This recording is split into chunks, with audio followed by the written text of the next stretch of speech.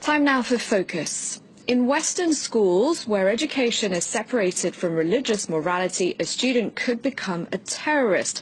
The words of the principal of a school in India funded by Hindu nationalists. Their influence has grown since Prime Minister Narendra Modi came to power. His party, the BJP, rewriting school books to the disadvantage of minorities. Shreya Banerjee reports. It's test day for these school students. The test, with 100 questions on Indian culture, is the first of its kind. It's been organized by India's ruling Hindu nationalist party, the BJP. It's not part of the curriculum, at least for now. We Indians are moving further away from our heritage. That's why we have this test, so that we can build a prosperous nation. This man is a BJP party worker, not a teacher. Around 1 million students in the northern Indian state of Uttar Pradesh are taking this test. The questions are mainly on Hinduism. Where is the only temple of the Hindu god Brahma? When did the Hindu calendar begin? No other religion is mentioned. No mention, for example, of the 300 million Indian Muslims. But the students find nothing amiss. The test is focused on India, Indian poets, Indian movements, wars. We learn about our president, our prime minister, their programs and policies. Whatever we study enters our mind and increases our knowledge so that we can succeed in life. The test organizers are open about their intentions. They want to rewrite history. Whatever we have learnt from British and Muslim emperors should be removed, and it will be removed. The previous governments did not care about the nation. It is time for our government to put the right heroes in the syllabus. An Indian newspaper recently reported that certain textbooks had erased all mention of India's first Prime Minister, Jawaharlal Nehru. Nehru was a member of the Congress party, a major rival of the ruling BJP. That's not the only change, says this historian. Their purpose of coming to power is not power itself, but power to be used for an ideological end, to make India into a Hindu Rashtra. They successfully changed a very large number of history and other social science textbooks. It is a very distorted vision of the past, a wrong vision of the past, a wrong understanding of the past, which they are trying to impose on the present. The education system is a very important means of changing the mindset of society, particularly the young. RSS has always tried to catch them young. The RSS was founded in the 1930s in India. The Hindu paramilitary organization is very vocal about its anti-minority stance. And the Indian Prime Minister Narendra Modi is one of its members. The group is looking to erase centuries of Muslim presence in India. Symbols of that time are still very visible in the country. This is a school fully funded by the Hindu nationalists.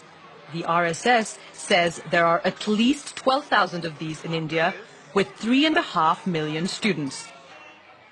Every morning, the children begin their day with a prayer.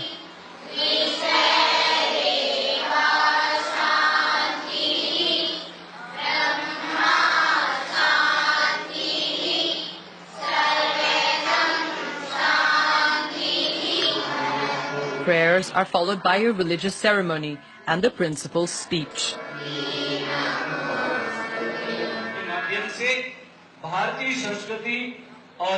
The students do the same exercises every day.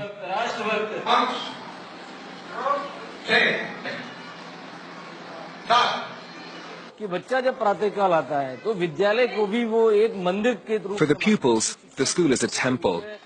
The sacred texts of Mahabharata, Gita and Ramayana are the basis of their education.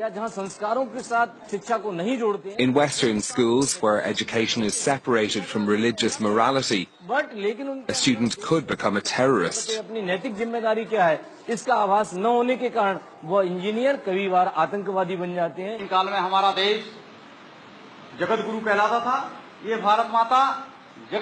A narrative that glorifies Hindus and casts minorities as outsiders.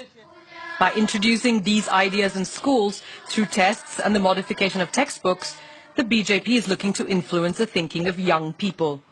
Almost half of India's population is under the age of 25.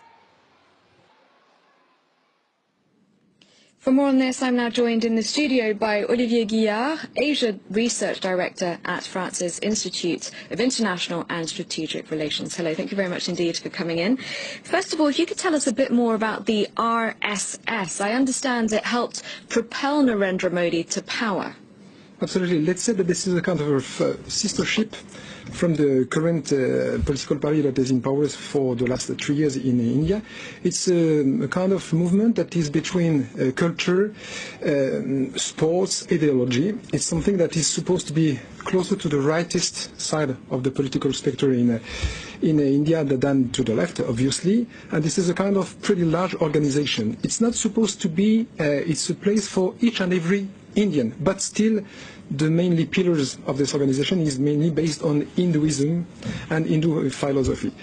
And this is not a secret organization. It's a pretty large. You can, when you are lucky enough to visit regularly this country, you find pretty large places where you see guys training, young guys training. Any idea of the numbers? They are by millions, yeah, they definitely. But once again, it's not a secret organization. It's pretty. Your colleague said it properly a few minutes ago that this is an organization that's probably 70 or 80 years old, and there has been a large numbers of even political leaders, regional or national, that joined this organization many years or decades ago. So, and once again, it's it's not seen like a political party as such. But this is a kind of internship preparing guys to join the right side of the political spectrum or the Hindu society in an Indian nation. So how many members of the current government do you think are there who were once members of the RSS, and how crucial a role does it play in the government now? This is quite an interesting issue. I don't have exactly the numbers in mind, but I would say that probably over 1 people out of 2 in this government on the national basis. Where regionally, once again, we need to remember that India is a federation, federalist countries. Each and every of the 30 states has quite a different type of local government with different kind of competencies. But at the national level, in the current government, that is an Hindu nationalist government, it's not. As such, this is not a crime to have such an agenda. I mean, so they came to power peacefully. Narendra Modi 3 years ago won the general elections very easily, with such a numbers that we have not seen such a success for at least 30 years in the country. So there has not been any crime, they arrived by the vote in what India is called the largest democracy in the world. It's not for nothing. At the moment, let's say that around Narendra Modi, which remains extremely popular 3 years after arriving to power, he has a lot of people around him that do belong from a close side or from a longer side to this Hinduism movement. Because you say, yes, democratically elected, but you mentioned crime, and there has been a rise recently in religiously motivated violence. Is that not in part because of the intolerance towards minorities that the BJP is displaying, and really not hiding in any way? That could partly explain the situation. After that, you just need to look 10 years ago, 20 years ago, 30 years ago. I was a student in this country 30 years ago. They were already in ethnico-religious confrontation and violence between Hindu and Muslim, between Hindu and Christian, between Christian and others.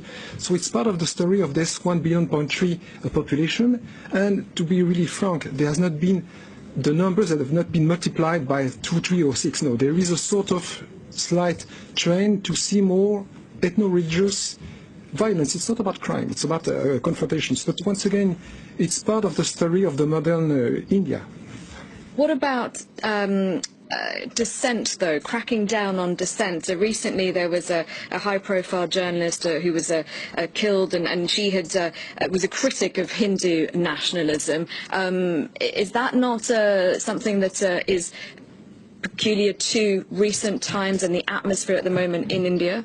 I don't believe so. I mean, if this is based only on one fact, it's not enough. It's not a scientific perspective. Just think about something. Mahatma Gandhi, the philosopher behind the modern vision of India, was killed by an Hindu fundamentalist. So it was 70 years ago. So I have not seen in this country that has probably one of the largest and freest press situation in the world, I have not seen such a huge tsunami or surge of such crime.